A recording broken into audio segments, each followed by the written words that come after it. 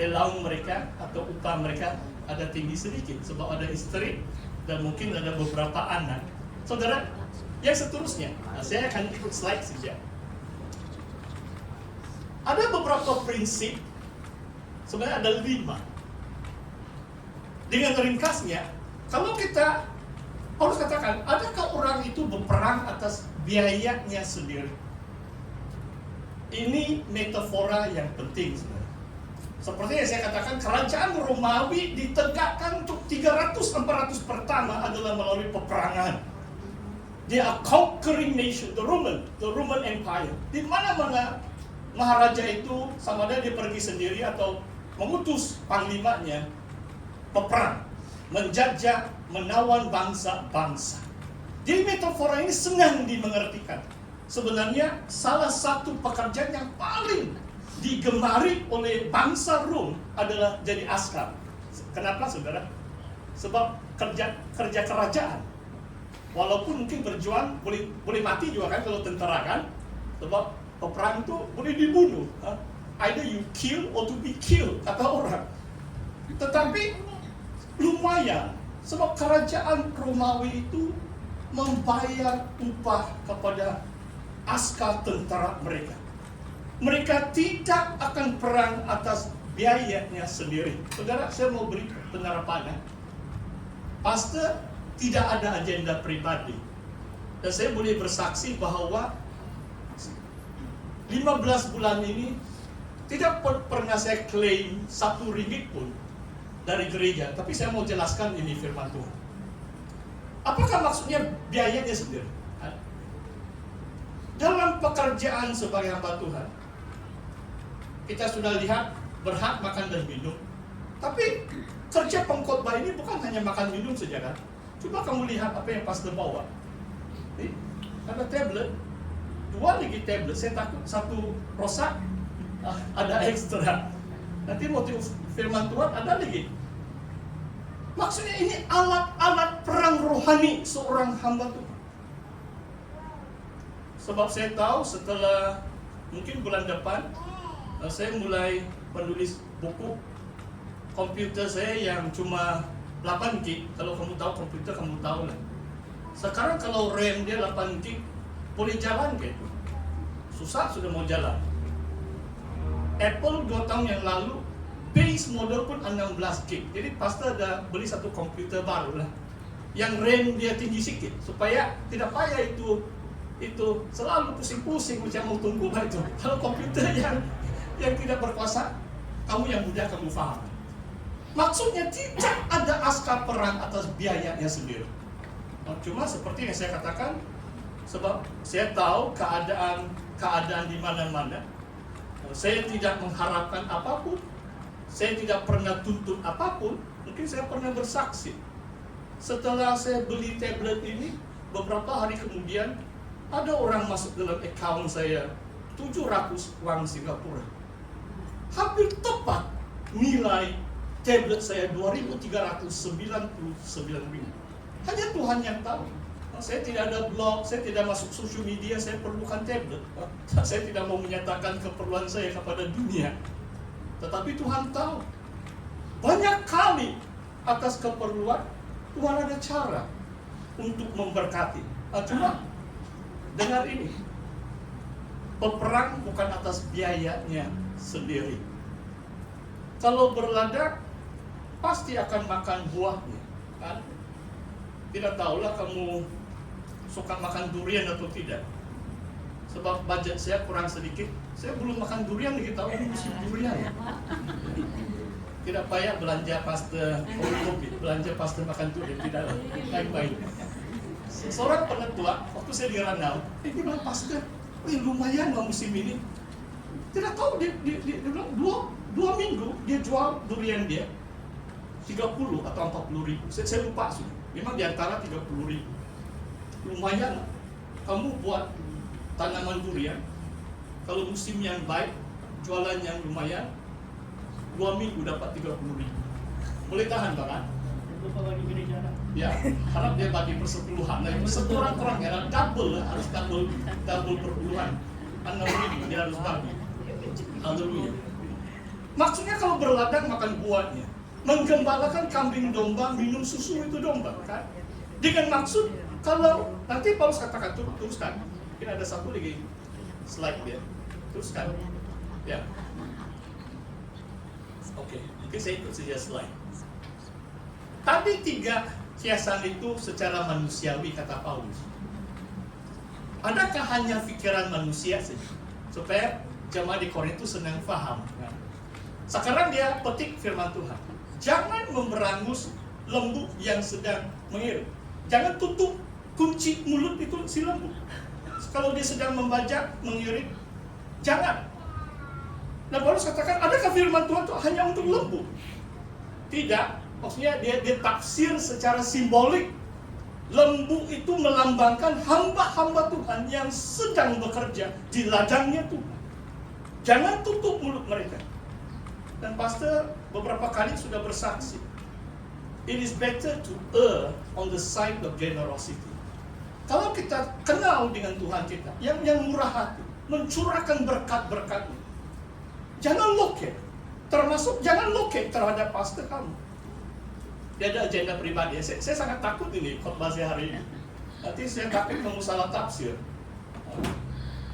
Itu untuk pastor kamu akan datang lah. Kamu jaga dia baik-baik. Haleluya. Hamba Tuhan yang sedang bekerja di ladangnya Tuhan. Teruskan. Saya ikut slide. Ada 4 bahagian itu. Ayat ini penting. Yang mengirik, yang membajak harus mengirik dalam pengharapan. Orang yang melayani ada pengharapan. Saya mau tanya kamu pekerja. Ujung tahun apa pengharapan kamu? Kalau kerja kamu? Ada apa cuti saja? Bonus lah. Bonus. Ya di Singapura, saya tidak tahu, saya kontrak. Kemudian saya baru tahu di maktab saya dulu, gaji bulan 12 ditambah 1 bulan gaji. Ada gaji 13 bulan. Belum kira bonus. Setiap tahun saya terima bonus. Termasuk waktu krisis keuangan pun ada setengah bonus. Setengah bulan bonus. Jadi sekurang-kurangnya 2 bulan gaji. Luar biasa kan? Dengan maksud saudara, ini soal para hamba Tuhan. Kalau mereka melayani, mesti ada pengharapan. Jangan izinkan pastor kamu 10 tahun tidak pernah naik gaji 1 sen. Dengar ini baik-baik. Minggu yang lalu saya bersaksi.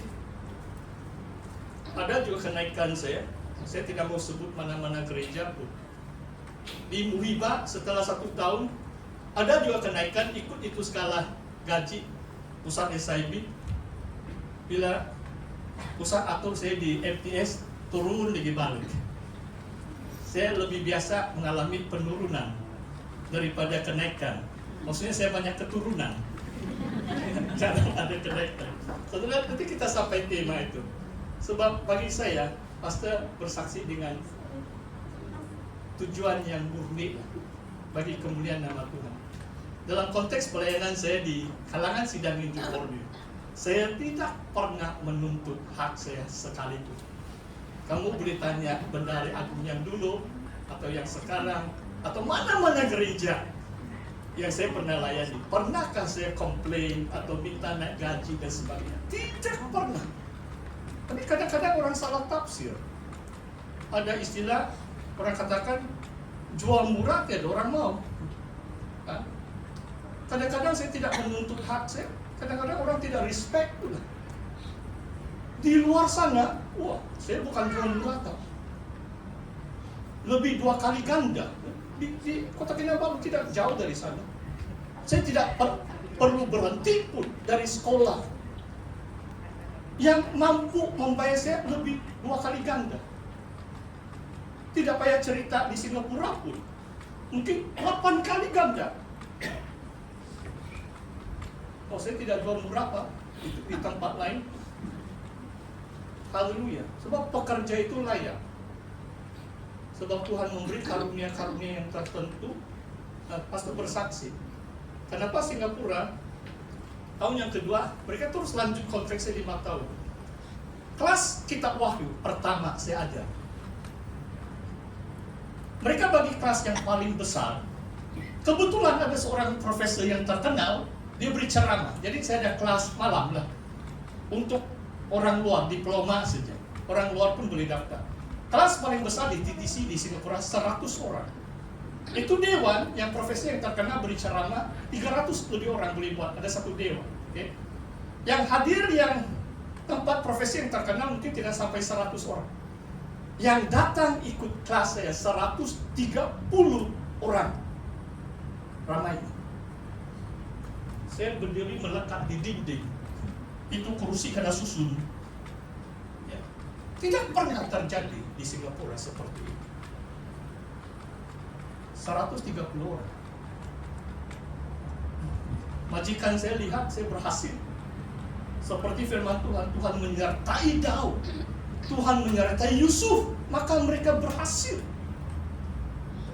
Oh, itulah banyak berkat-berkat yang saya terima. Saudara, mari kita lihat 1 Timotius 5. Terima kasih Kimi, kalau kamu boleh paparkan tuh ayat. Pastor mau baca ayat ini. Saya ikut saja slide yang saya sediakan. 1 Timotius 5 ayat 17 dan 18. Penetua-penetua yang baik pimpinannya patut dihormati 2 kali lipat. Terutama mereka yang dengan jerih payah berkhotbah dan mengajar. Bukankah kitab suci berkata, janganlah engkau memberangus mulut lembu yang sedang mengirit, dan lagi seorang pekerja patut mendapat upahnya.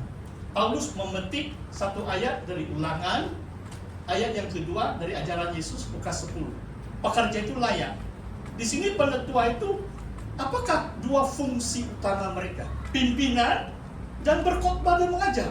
Mereka yang pandai memimpin, jerih payah berkhotbah mengajar, harus dihormati 2 kali lipat. Perkataan, balik kepada slide. Boleh kan? Pastor ajar kamu sedikit bahasa Yunani, sebab itulah bahasa asli teks Alkitab kita. Perkataannya di situ adalah time, bukan time. Itu perkataan i di situ adalah ita, long i. Yunani ada 2 i. Short i is epsilon. Itu long i adalah ita, time. Perkataan time bukan hanya hormat dari bibir atau hati. But as I said here, is financial compensation. Maksudnya mereka diberi upah sesuai dengan pelayanan mereka memimpin, berkhotbah, mengajar. 2 kali lipat. Jadi jangan kita hanya terikat dengan ini panduan. Kalau kita baca buku panduan kita pun, saudara, pastor ingin mengatakan ini dengan baik. Sebenarnya skala pusat pun katakan menurut bukti bicara. Maksudnya paling sedikit lah itu. Kalau sidang yang mampu, bolehlah bayar lebih, itu pastor. Boleh bagi bonus, boleh bagi yang lain-lain.